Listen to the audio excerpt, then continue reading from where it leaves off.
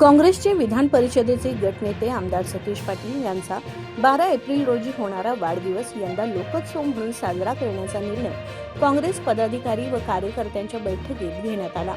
या निमित्ताने 10 लाख वह्या संकलनाचे महत्त्वाकांक्षी उद्दिष्ट ठेवण्यात आले आहे।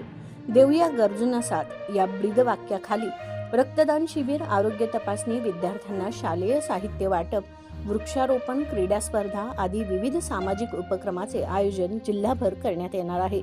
सतेज पाटील यांनी हार तुरे न स्वीकारता वह्या देण्याची परंपरा 2007 पासून सुरू ठेवली असून त्याची नोंद लिम्का बुकमध्ये झाली आहे। महापालिका व जिल्हा परिषद सदस्यांसह विविध घटनांनी हजारोंच्या संख्येने वह्या देण्याचा संकल्प जाहीर केला आहे।